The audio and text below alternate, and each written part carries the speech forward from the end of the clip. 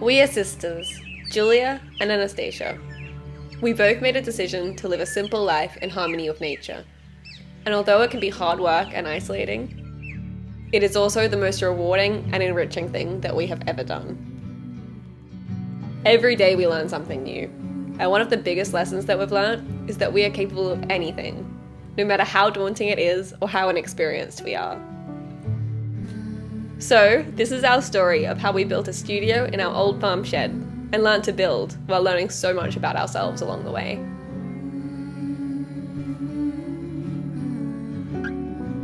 First, we wanted to share a little of our story.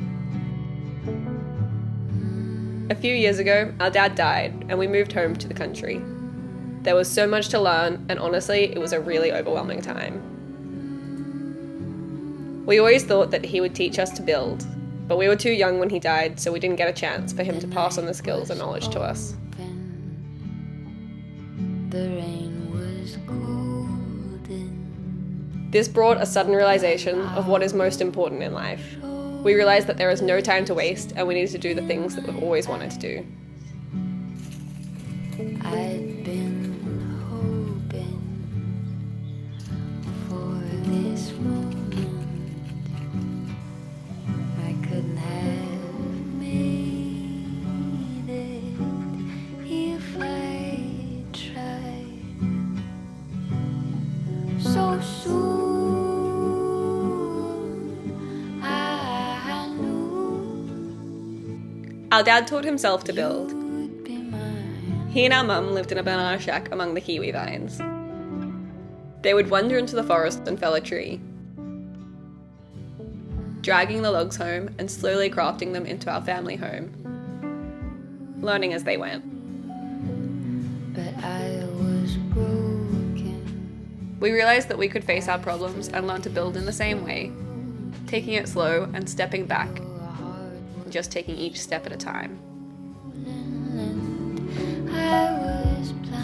Once we began, it felt so freeing to work with our hands, create something entirely by ourselves and not rely on anyone else.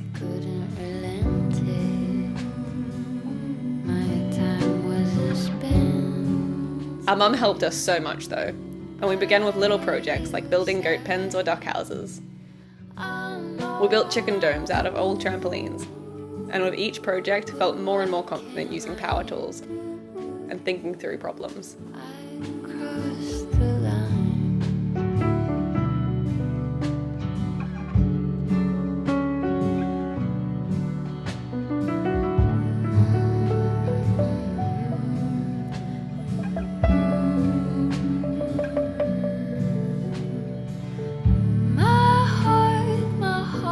Next, I built this treehouse.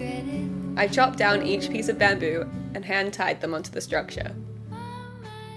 We've now learnt how to use a chainsaw and laugh about the hours I spent slowly cutting each piece of bamboo and carrying them all the way down the hill.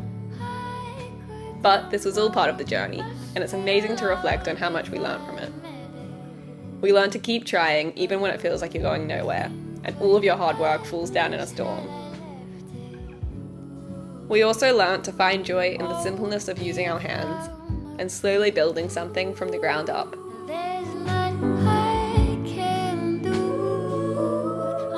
At this point, we were ready to challenge ourselves, to keep pushing and try something scary and intimidating.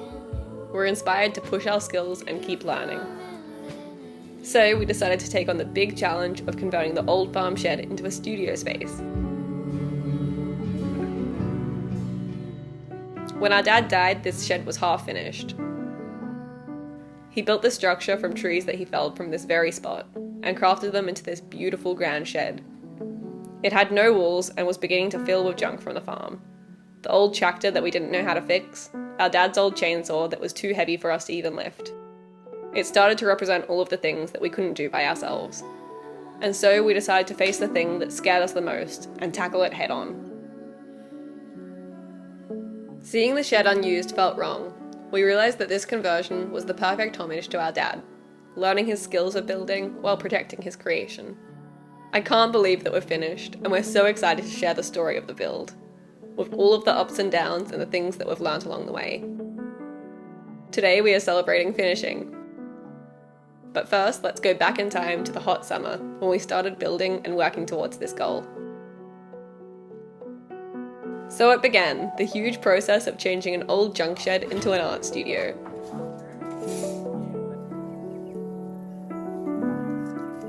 We were pretty naive and had no idea how long it would take or how much hard work it would be.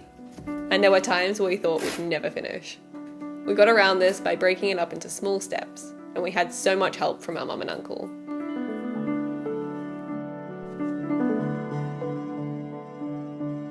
First, we began by clearing out all of the old junk. Whenever there was big rain, the sheep came in and slept on the floor. So we dodged the smelly poop and the night tiger snakes that curled up and slept in the old boxes. We dug holes for the footings and learnt skills like levelling using water.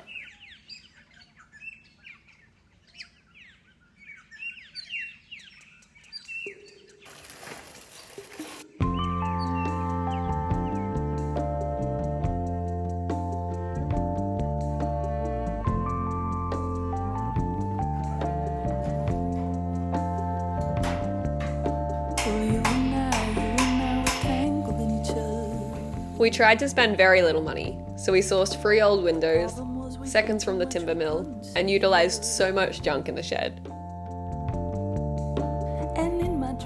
We chose steel barrows and joists because they were the most sustainable and economical option. We worked out how to nail a timber floor on the beams by screwing in a wooden decking board along them. We fell into the groove of working each day, and it was such a good feeling to see everything slowly coming together. There were challenges, like when there was a massive flood and it rained for weeks. The goats snuck in to hide from the rain and messed up everything. It was also challenging to balance the never-ending jobs on the farm. We were always running off to do the sheep or pull weeds. But the sheep's wagging tails always brought the biggest smile to our faces. The problem was our poetry got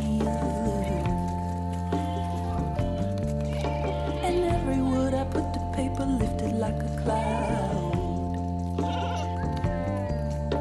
With you and I After, we would come back to hammer nails into the night. Luckily, we had the help of Mum and Uncle Adam, whose skills in building made everything possible. We started the build in summer, and it was so hot every day. We always remembered to balance the hard work with a relaxing swim to cool off. Most days we would work all day and then wander down to the creek in the afternoon before getting back to work again.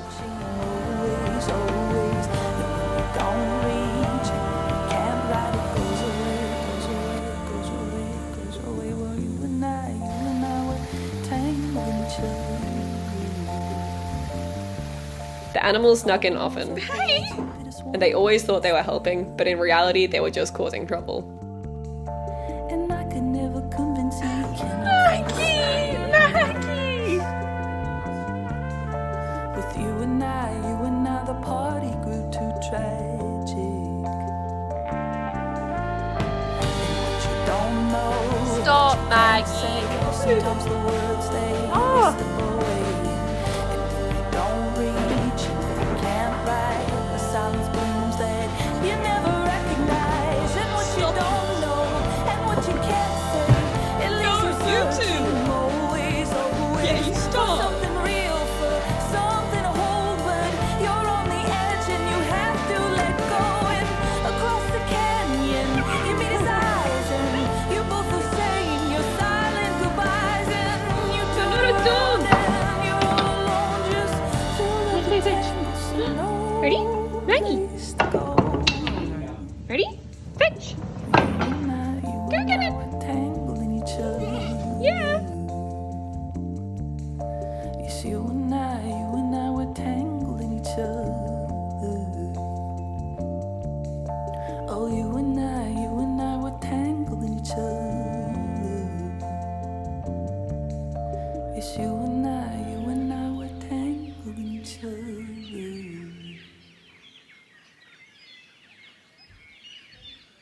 Oh no.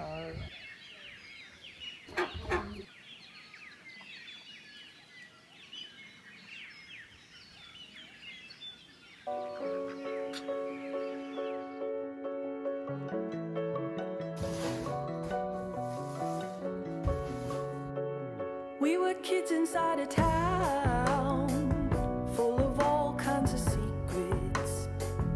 Didn't know just what it meant just to keep it. We thought it was okay, was okay, was okay.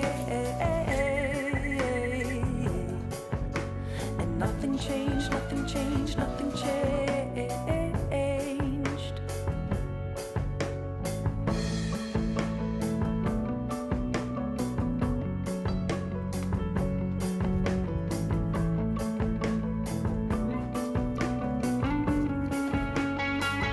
We went over to a house that was having a party.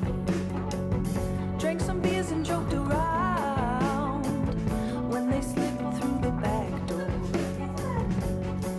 And he said, it's okay, it's okay, it's okay. And they drove away, drove away, drove away. But you know, from that day on, something was gone, something went away. And we knew something was wrong when she said it's okay.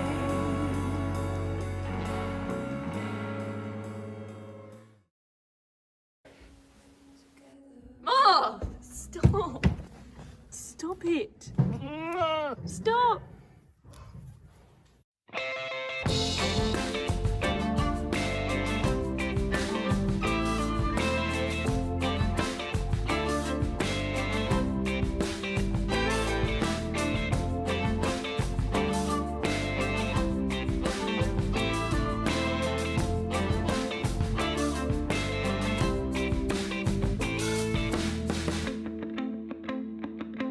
When it comes to me, what you see isn't always what you get.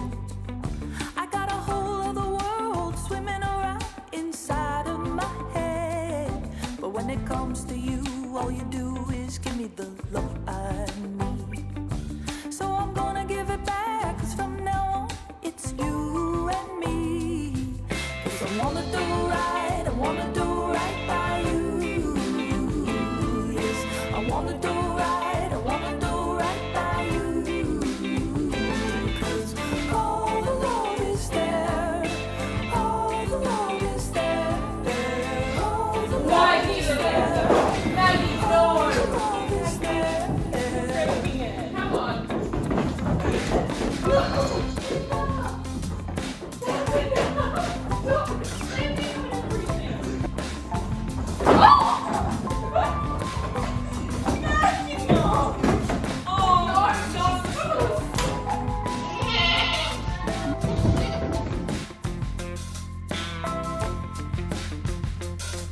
When it comes to love, well, I don't know much. I've always been on my own. I've never been afraid to face the day alone. But when it comes to you, it's a different kind, like I've never known. So I've gotta be smart, I've gotta make sure you know that I wanna do right, I wanna do right by you. Yes, I wanna do right, I wanna do right by you. 'Cause all the love is there, all the love is there.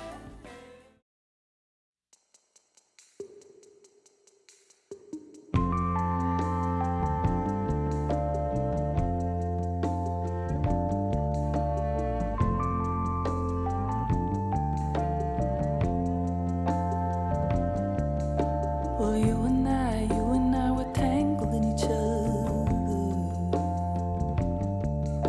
The problem was we dreamed too much, we couldn't see the other. And in my dreams I always saw you sinking in the water. With you and I, we couldn't save the other.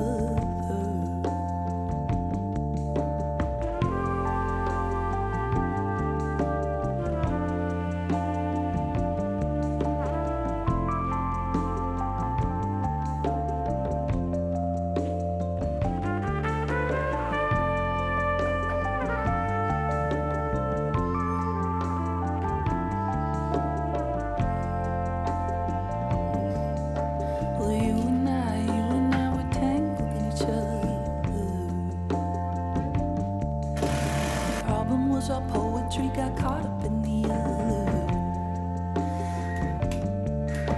And every word I put to paper lifted like a cloud. With you and I couldn't get the words down. And what you don't know and what you can't say, sometimes the words they slip away. And when you don't reach and when you can't write, a silence blooms that you never recognize. And what you don't know and what you can't say, it leaves you searching always, always. And when you don't reach and when you can't write, it goes away, goes away, goes away, goes away. Well, you and I were tangled in each other. The problem was our poison pit us one against the other.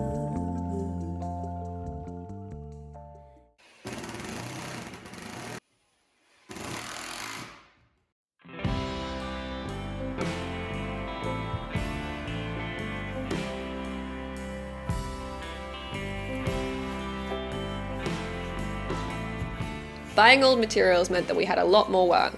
Everything needed to fit around these secondhand pieces, and we needed to work hard to make them functional. We had to sand the floor for days, varnish the old paint so it wouldn't flake, and repaint the cupboards. And I still can't bring myself to hang my paintings on the wall. When I left the rain, But we began to understand that by crafting everything by hand, we knew the story of every single tiny part of the shed. when I left And we discovered that all of the silly old materials that we used wove the story of the studio. The old sliding doors used to form a wall in our parents' bedroom, and before that they were old garage doors. now in the heart, We also know exactly how everything was built because we did it all ourselves, and this is so deeply rewarding. reading the news and avoiding your phone. Too sad to bring yourself to fill the spaces on the wall. Just trying to get by in a city that doesn't want you here at all. Yeah, it's a shame and it's a pity, but it doesn't want you here at all.